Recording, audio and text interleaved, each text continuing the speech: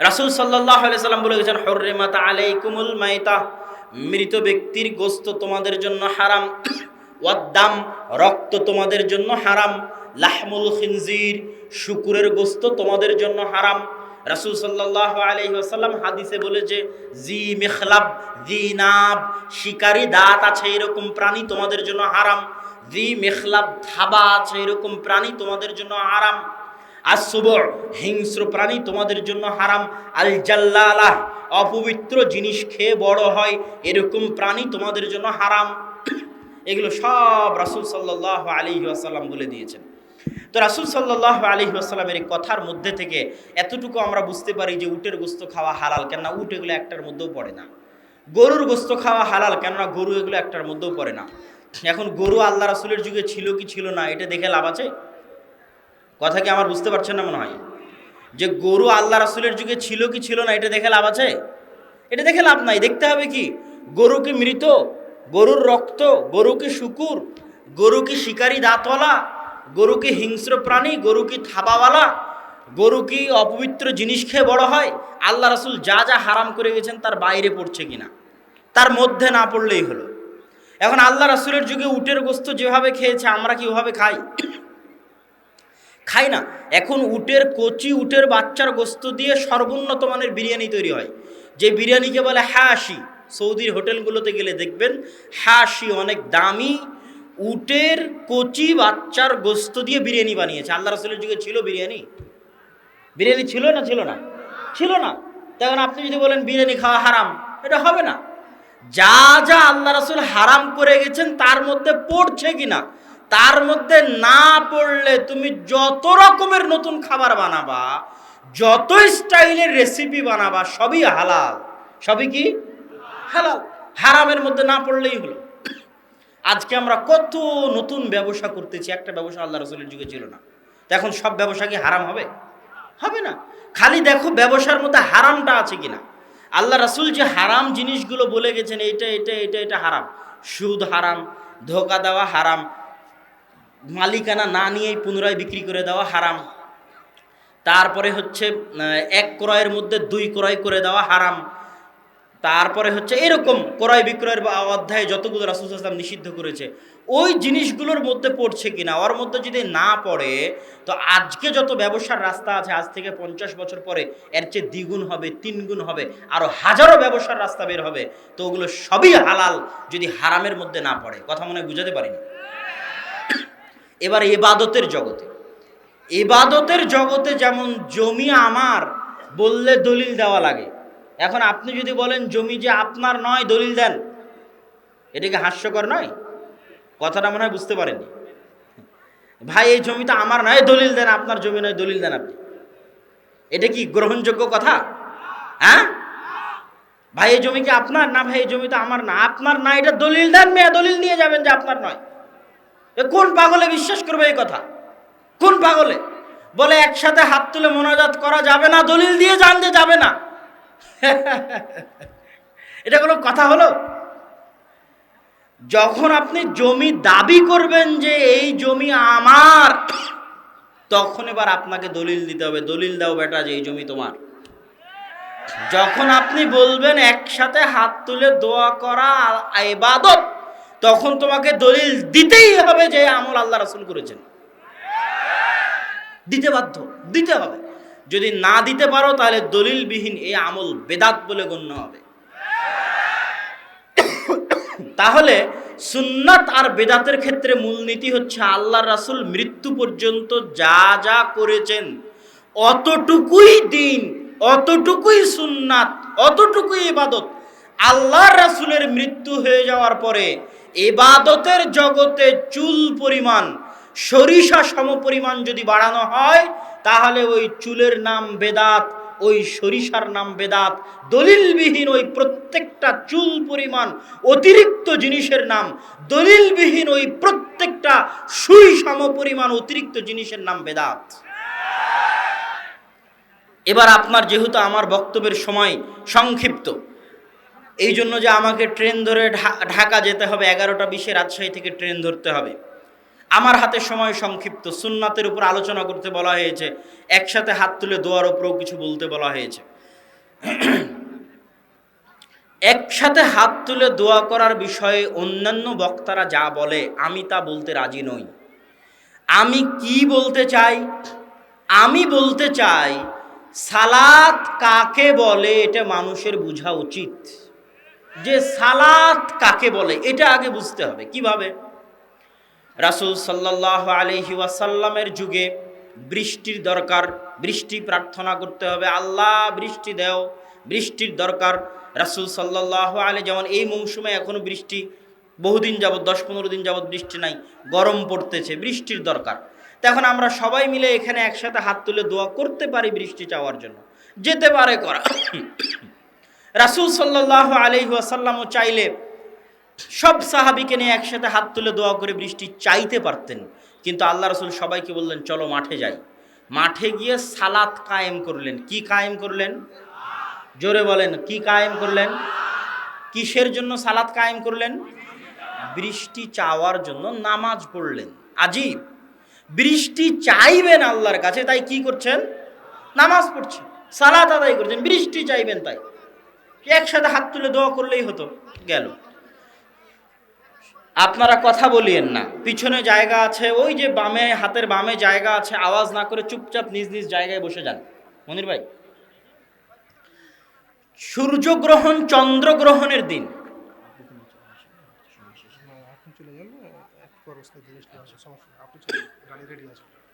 সূর্যগ্রহণ চন্দ্রগ্রহণ লেগেছে, বিপদ।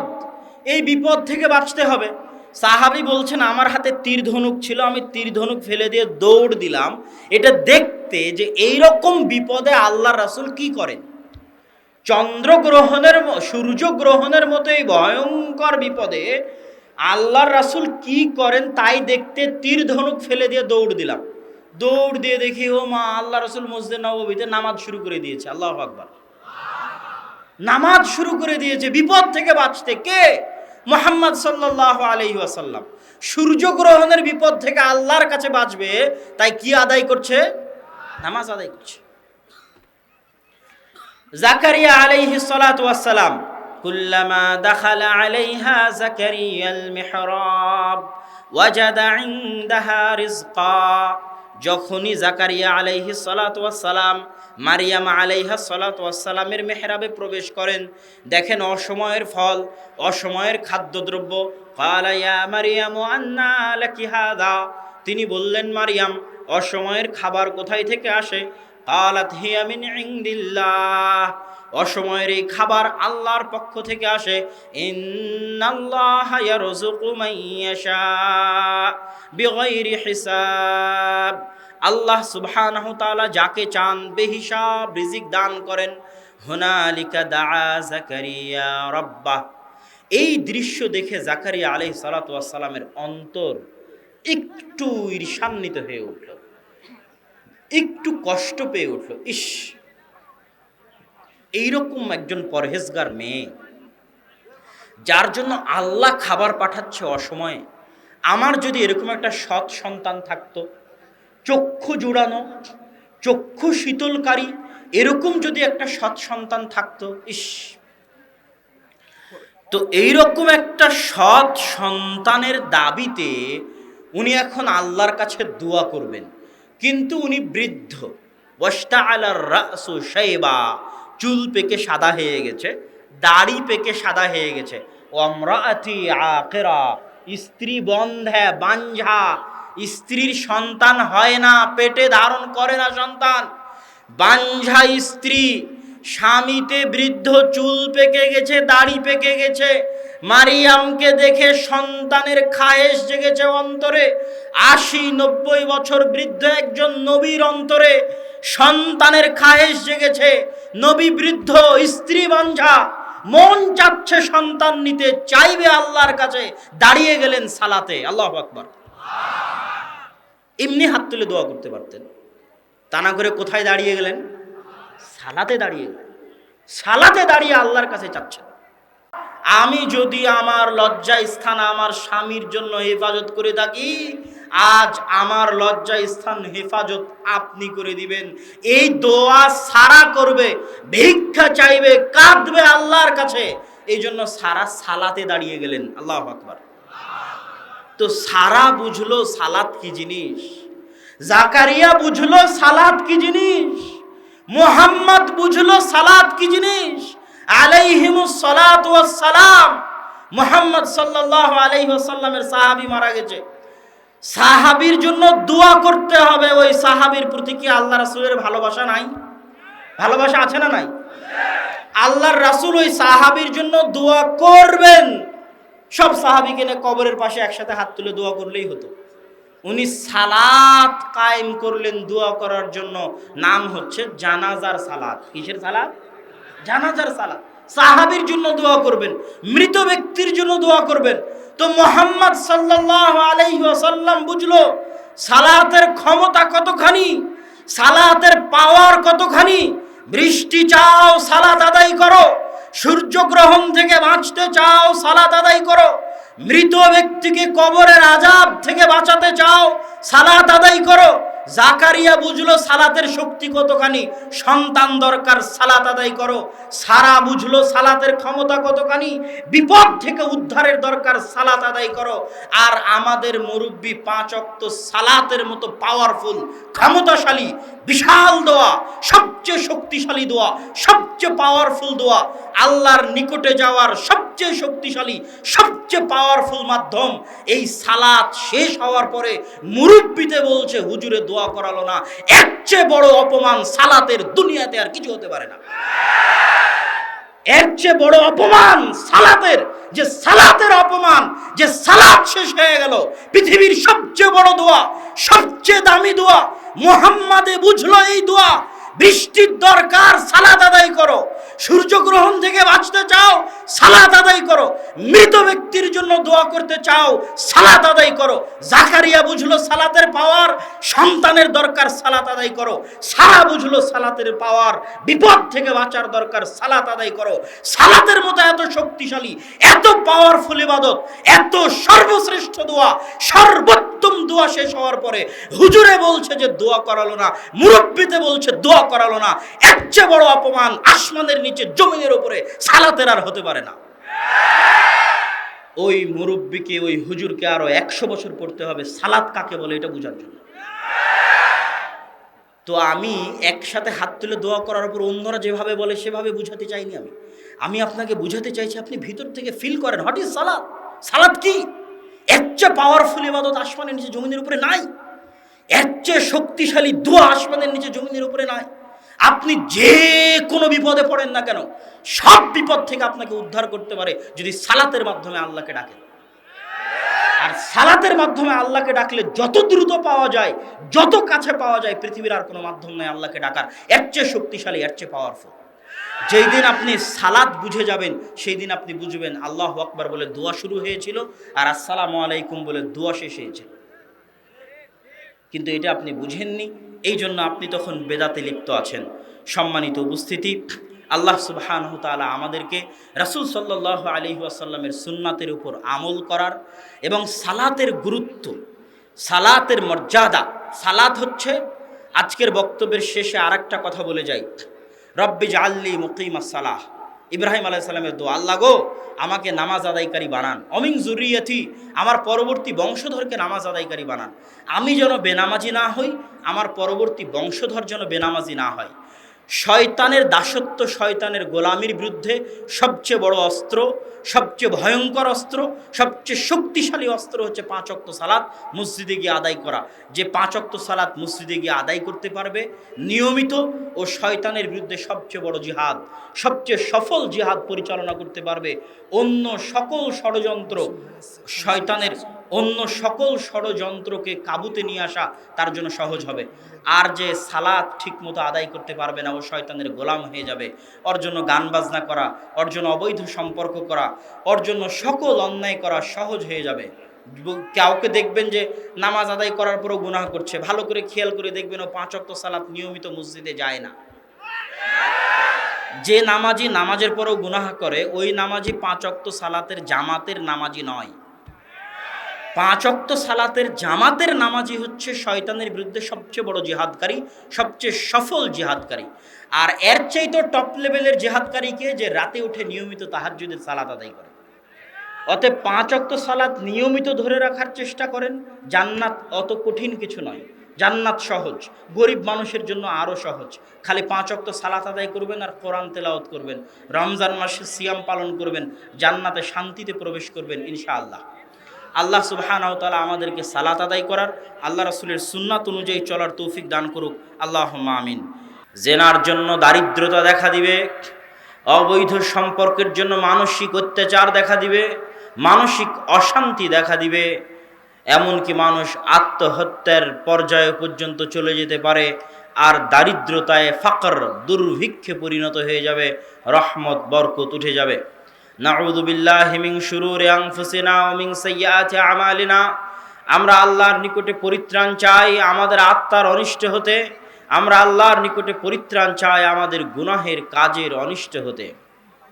ওয়া নাশহাদু আল্লা ইলাহা ইল্লাল্লাহ, আর আমরা সাক্ষ্য দেই আল্লাহ ব্যতীত কোনো সত্যিকার মাবুদ নেই।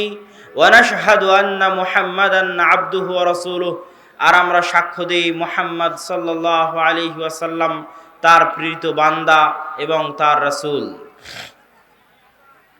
আজকের উক্ত সংক্ষিপ্ত আলোচনায় আমার বক্তব্যের বিষয়বস্তু কর্তৃপক্ষের পক্ষ থেকে দেওয়া হয়েছে সুন্নাত, ইত্তেবায়ে সুন্নাত, রাসূল সাল্লাল্লাহু আলাইহি ওয়াসাল্লামের পদাঙ্ক অনুসরণ করা, আর রাসূল সাল্লাল্লাহু আলাইহি ওয়াসাল্লামের আদেশ মেনে চলা, রাসূল সাল্লাল্লাহু আলাইহি ওয়াসাল্লামের নিষেধ মেনে চলা, রাসূল সাল্লাল্লাহু আলাইহি ওয়াসাল্লামের হাদিস মেনে চলা, রাসূল সাল্লাল্লাহু আলাইহি ওয়াসাল্লামকে উসওয়া, মডেল মনে করে লাকাদ কানা লাকুম ফি রাসূলিল্লাহি উসওয়াতুন হাসানাহ, যে রাসূল সাল্লাল্লাহু আলাইহি ওয়াসাল্লাম তোমাদের জন্য মডেল। মডেল মানে যখন কোনো মা সিরিয়ালে দেখা কোনো নায়িকার জামার মতো জামা কিনতে চায়, তখন সে ওই নায়িকাকে মডেল হিসেবে মেনে নিয়েছে।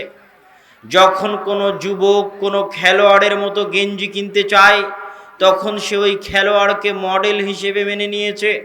যখন কোনো যুবক কোনো মুভির নায়কের কাটিংয়ে চুল কাটতে চায়, তখন সে ওই নায়ককে তার জন্য মডেল হিসেবে মেনে নিয়েছে।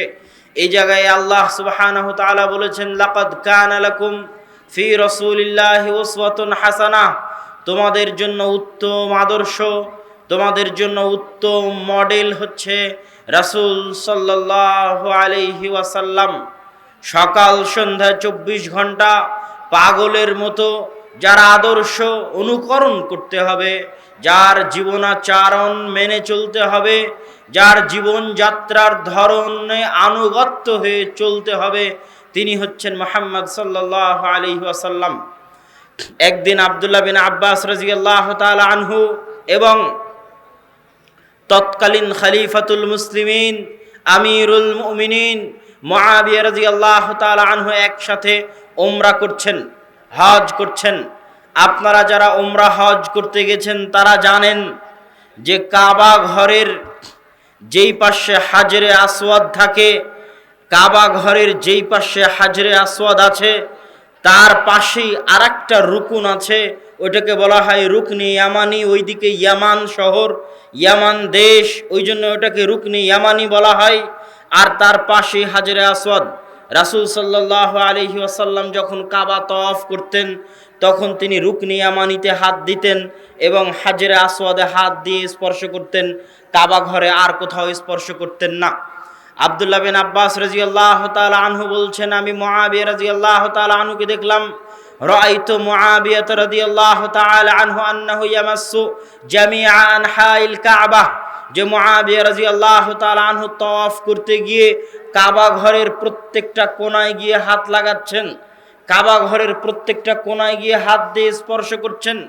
তখন আমি মুআবিয়া রাদিয়াল্লাহু তাআলা আনহুকে বললাম যে, কেন আপনি কাবা ঘরের 4 কোণাতেই প্রত্যেক কোণাতেই হাত লাগাচ্ছেন, অথচ রাসূল সাল্লাল্লাহু আলাইহি ওয়াসাল্লাম মাত্র 2 কোণায় হাত লাগিয়েছেন? তখন উত্তরে মুআবিয়া রাদিয়াল্লাহু তাআলা আনহু বললেন, হাল মিনাল বাইতি শাইউম মাহজুরা। আব্দুল্লাহ বিন আব্বাস, এই ঘর আল্লাহর ঘর, এই মহাপবিত্র ঘর আল্লাহর ঘর, এই মহাপবিত্র ঘরের এমন কোনো অংশ কি এমন থাকতে পারে যে অংশে হাত দেওয়া যাবে না, যে অংশে স্পর্শ করা যাবে না, এমন কোনো কি অংশ থাকতে পারে? অথচ এই ঘরটা পুরোটাই বরকতময়, অথচ এই ঘরটা পুরোটাই আল্লাহর ঘর, অথচ এই ঘরটা পুরোটাই বাইতুল্লাহ কাবা, এর মতো মহান ঘরের কোনো অংশে হাত দেওয়া যাবে না, এটা কেমন করে হতে পারে? তখন এবার আব্দুল্লাহ বিন আব্বাস রাদিয়াল্লাহু তাআলা আনহু বলছেন, একটাই শুধু কথা উনি বলেছেন, আর কিচ্ছু বলেননি। আর ওই একটা কথা শুধু কোরআনের আয়াত, আর অন্য কিছু নয়। আপনারা কি আমার কথা বুঝতে পারছেন? কথা যদি বুঝতে পারবেন তাহলে অবশ্যই সাড়া দেওয়ার অনুরোধ লইল। তো আব্দুল্লাহ বিন আব্বাস রাদিয়াল্লাহু তাআলা আনহু মুআবিয়া রাদিয়াল্লাহু তাআলা আনহুর যুক্তির উত্তরে শুধুমাত্র একটা কথা বললেন, তবুও সেটা কোরআনের আয়াত, অন্য কিছু নয়। কেন অন্য কথা বললেন না? আব্দুল্লাহ বিন আব্বাস ছোট সাহাবী, মুআবিয়া বড় সাহাবী। আব্দুল্লাহ বিন আব্বাস সাধারণ মানুষ, মুআবিয়া খলিফাতুল মুসলিমিন, আমিরুল মুমিনিন, প্রতাপশালী। মুরব্বী মানুষকে সম্মান করতে হয়, মুরব্বী মানুষকে হিসাব করে কথা বলতে হয়, তাও যদি সিনিয়র সাহাবী হয়, তাও যদি খলিফাতুল মুসলিমিন হয়, আমিরুল মুমিনিন হয়। এই জন্য আব্দুল্লাহ বিন আব্বাস রাদিয়াল্লাহু তাআলা আনহু কিছুই বললেন না, খালি কোরআনের একটা আয়াত পাঠ করলেন যে আমিরুল মুমিনিন, লাকাদ কানা লাকুম ফি রাসূলিল্লাহি উসওয়াতুন হাসানাহ। আপনি আমিরুল মুমিনিন বলছেন যে কাবা ঘরের চারটে কোণা, এত বরকতময়, এত মহান ঘর, চারটে কোণাতেই হাত লাগাতে হবে। আমি আব্দুল্লাহ বিন আব্বাস আল্লাহর রাসূলকে মাত্র 2 কোণায় হাত লাগাতে দেখেছি। আমি কোনো কথা বলবো না, খালি একটা আয়াত পাঠ করে গেলাম, লাকাদ কানা লাকুম ফি রাসূলিল্লাহি উসওয়াতুন হাসানাহ। যে তোমাদের জন্য কার মধ্যে উত্তম আদর্শ আছে? কার মধ্যে উত্তম আদর্শ আছে? লাকাদ কানা লাকুম ফি রাসূলিল্লাহি উসওয়াতুন হাসানাহ। তোমাদের জন্য উত্তম আদর্শ হচ্ছে মুহাম্মদ সাল্লাল্লাহু আলাইহি ওয়াসাল্লাম। তথা মুহাম্মদ সাল্লাল্লাহু আলাইহি ওয়াসাল্লাম যদি শুধু 2 কোণায় হাত লাগিয়ে থাকেন, তো আমরা তার উম্মত হিসেবে শুধু 2 কোণাতেই হাত লাগাবো। এটাই আল্লাহ কোরআনে বলেছে, লাকাদ কানা লাকুম ফি রাসূলিল্লাহি উসওয়াতুন হাসানাহ। ইমাম মালিক রাহিমাহুল্লাহকে একদিন একজন ব্যক্তি জিজ্ঞেস করছে, ইমাম মালিক চিনেন? 4 মাযহাবের এক মাযহাব মালিকি মাযহাব। মালিকি মাযহাবের ইমাম, তার নাম হচ্ছে মালিক ইবনে আনাস। তাকে বলা হয় ইমাম দারুল হিজরা, মদিনার ইমাম। দারুল হিজরা মানে মদিনা, মদিনায় জন্ম, মদিনায় বড়, মদিনাতেই মারা গেছেন। মদিনার বাকিউল গারকাদে দাফন হয়েছে। বিখ্যাত বড় মহান মুহাদ্দিস, হাদিসের গ্রন্থ মুয়াত্তা মালিক নামে একটা হাদিসের গ্রন্থ, সেই হাদিসের গ্রন্থের লেখক ইমাম মালিক রাহিমাহুল্লাহকে একদিন একজন ব্যক্তি জিজ্ঞেস করছে, ইমাম মালিক, উরিদু আন উহরিমা মিন কবরে রাসূলিল্লাহ সাল্লাল্লাহু আলাইহি ওয়াসাল্লাম। আমি ইহরাম বাঁধতে চাই আল্লাহর রাসূলের কবরের নিকট থেকে। আপনারা জানেন হজ বা উমরা করতে গেলে ইহরাম বাঁধার জন্য, সারা দুনিয়ার মানুষের ইহরাম বাঁধার জন্য আল্লাহর রাসূল 7টা জায়গা দিয়েছে, 7টা শহর এলাকার নাম দিয়েছে, যে এই 7টা অমুক অমুক অঞ্চলের মানুষের জন্য মিকাত। প্রত্যেক যারা এই 7 এরিয়ার আশপাশ দিয়ে, এই 7 এরিয়ার ধার দিয়ে, কাছে দিয়ে, উপর দিয়ে, নিকট দিয়ে অতিক্রম করবে, তারা সবাই এখানে এসে ইহরাম বেঁধে হারামের দিকে এগিয়ে যাবে, মক্কার হারামের দিকে এগিয়ে যাবে। তো মদিনাবাসীর ইহরাম বাঁধার জায়গা যুলহুলাইফা। তো প্রত্যেক যারা মদিনার উপর দিয়ে অতিক্রম করবে, মদিনার আশপাশ দিয়ে অতিক্রম করবে, তাদের ইহরাম বাঁধার জায়গা হচ্ছে যুলহুলাইফা। এটা যদি মদিনা শহর মসজিদে নববী হয়, এখান থেকে 15 কিলোমিটার দূরে আবিয়ারে আলী নামক জায়গায় যুলহুলাইফা অবস্থিত। এখানে একটা মসজিদ আছে, এটা ইহরাম বাঁধার জায়গা। মদিনার মানুষ আর মদিনার আশপাশ দিয়ে যারা যাবে, তারা ওই ইহরামের কাপড় গায়ে দিয়ে লাব্বাইক আল্লাহুম্মা লাব্বাইক, লাব্বাইক লা শারীকা লাক লাব্বাইক, এই যে লাব্বাইক উমরাতান, লাব্বাইক হাজ্জাতান, এই জায়গায় এসে ওই ইহরামের কাপড় পরে নিয়ত করবে। এটা আল্লাহ রাসূলের দেওয়া মিকাত। এখন এই ব্যক্তি ইমাম মালিক রাহিমাহুল্লাহকে জিজ্ঞেস করছে, ইমাম মালিক, আমি এটা আল্লাহ রাসূলের মসজিদে নববী, এটা ইহরাম বাঁধার জায়গা 15 কিলোমিটার পরে। আমি মসজিদে নববীতে আল্লাহর রাসূলের কবরের পাশে থেকে ইহরাম বাঁধতে চাই। There is any problem? কোনো সমস্যা আছে কি? Is there any problem? কোনো সমস্যা আছে কি? হাল ফিহি হারাজ? কোনো সমস্যা হবে কি? কোনো গুনাহ হবে কি? আপনি বলেন। আমি যদি, তখন ইমাম মালিক রাহিমাহুল্লাহ বললেন, আখশা আন তাকা আলাল ফিতনাহ, আমি ইমাম মালিক আশঙ্কা করছি তুমি যদি মসজিদের নববী থেকে ইহরাম বাঁধো তাহলে তুমি ফিতনায় পতিত হয়ে যাবে। তখন ওই ব্যক্তি বলছে, আইয়ু ফিতনাতিন হাযিহি ইল্লা আন আযিদা মিয়ালান, হে ইমাম মালিক, এটা আবার কিসের ফিতনা? আমি যদি জুলহুলাইফা অতিক্রম করে চলে গিয়ে ইহরাম বাঁধতাম তাহলে বুঝতাম জুলহুলাইফা ইহরাম বাঁধিনি, পার হয়ে চলে গেছি, তাহলে বুঝতাম ফিতনা। আমি তো জুলহুলাইফা পার হইনি। যেমন হাজিরা বলবে আমরা তো ইয়ালামলাম পার হইনি, তাহলে ঢাকা ইন্টারন্যাশনাল এয়ারপোর্টে ইহরাম বাঁধলে আর ঢাকা ইন্টারন্যাশনাল এয়ারপোর্টে লাব্বাইক আল্লাহুম্মা লাব্বাইক বললে অসুবিধা কি? আমি যদি ইয়ালামলাম পার হয়ে যেতাম তাহলে না হয় অসুবিধা ছিল। ভারত, পাকিস্তান, বাংলাদেশের মানুষের জন্য ইহরাম বাঁধার জায়গায় ইয়ালামলাম। তো একই প্রশ্ন ওই ব্যক্তি ইমাম মালিককে করেছে যে জুলহুলাইফা পার হয়ে গেলে ফিতনা, এটা বুঝতাম। আমি তো জুলহুলাইফা পার হইনি, জুলহুলাইফার আরো কয়েক মাইল আগে, কয়েক কিলোমিটার আগে। তাও আল্লাহ রাসূলের মসজিদ, মসজিদুন নববী, যেই মসজিদে সালাত আদায় করলে অন্য মসজিদে সালাতের চাইতে বেশি নেকি হয়। তা আবার আল্লাহ রাসূলের কবর, আল্লাহ রাসূলের কবরের পাশে থেকে, আল্লাহ রাসূলের মসজিদ থেকে ইহরাম বাঁধবো, এটা আবার কিসের ফিতনা? প্রশ্ন বুঝতে পেরেছেন? প্রশ্ন বুঝা যায়? তখন এবার ইমাম মালিক রাহিমাহুল্লাহ বলছেন, আইয়ু ফিতনাতিন আ'যামু মিন হাযিহি সাবাকতা ইলা ফাজিলাতিন কাসারা আনহা রাসূলুল্লাহ সাল্লাল্লাহু আলাইহি ওয়াসাল্লাম। এই মুসলমানের সন্তানেরা শুনো, এই যুবকেরা শুনো, এই শাবাবেরা শুনো, হে মুসলিম নর নারী শুনো, আইয়ু ফিতনাতিন আ'যামু মিন হাযিহি, আসমানের নিচে জমিনের উপরে এর চেয়ে বড় ফিতনা, এর চেয়ে ভয়ঙ্কর ফিতনা, এর চেয়ে জঘন্য ন্যাক্কারজনক নিকৃষ্ট ফিতনা আর কি হতে পারে? হে প্রত্যেক মুসলিম নর নারী, আজকের বৈঠকে উপস্থিত, আজকের বৈঠকে উপস্থিত প্রত্যেক মুসলিম যুবক, আজকের বৈঠকে উপস্থিত প্রত্যেক মুসলিম মা এবং বোন, আজকের বৈঠকে উপস্থিত প্রত্যেক মুসলমান আলেম ওলামা, নারী পুরুষ যুবক, সকলকে লক্ষ্য করে বলছি, ইমাম মালিক বলছেন, আইয়ু ফিতনাতিন আ'যামু মিন হাযিহি, এর চেয়ে বড় ফিতনা আসমানের নিচে জমিনের উপরে আর কি হতে পারে?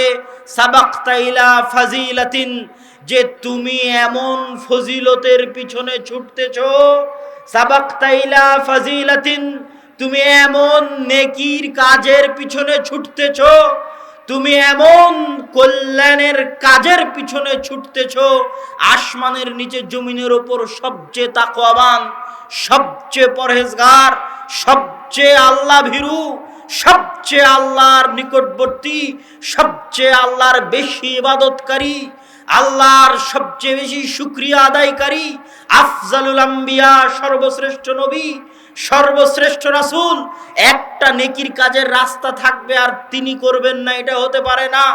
একটা ফজিলত পাওয়া যাবে কোনো আমলে আর তার মতো সর্বশ্রেষ্ঠ আল্লাহ ভীরু, পরহেজগার, তাকওয়াবান, আল্লাহর শুকরিয়া আদায়কারী নবী ওই নেকির কাজ করবেন না, এটা হতে পারে না। অতএব আইয়ু ফিতনাতিন আ'যামু মিন হাযিহি, এর চেয়ে বড় ফিতনা আর কিছুই হতে পারে না যে আসমানের নিচে জমিনের উপরে সর্বশ্রেষ্ঠ মানুষ, সবচেয়ে তাকওয়াবান মানুষ, যেই কাজ, যেই নেকির পিছনে ছোটেনি, তুমি অজ্ঞ হয়ে, মূর্খ হয়ে, জাহেল হয়ে ওই নেকির পিছনে ছুটতেছো, এর চেয়ে বড় ফিতনা আর কিছু হতে পারে না। এই একটা মাসালা দিয়ে আপনি সব মাসালা সমাধান করে দিবেন।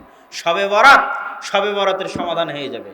একসাথে হাত তুলে দোয়া, একসাথে হাত তুলে দোয়ার সমাধান হয়ে যাবে, সব মাসালার সমাধান হয়ে যাবে ইমাম মালিকের এই একটা বাক্য দিয়ে, যে আসমানের নিচে জমিনের উপর এর চেয়ে বড় ফিতনা আর হতে পারে না, যে এমন ফজিলত তুই করবি বেটা যেই ফজিলত পৃথিবীর সবচেয়ে তাকওয়াবান মানুষ করেনি।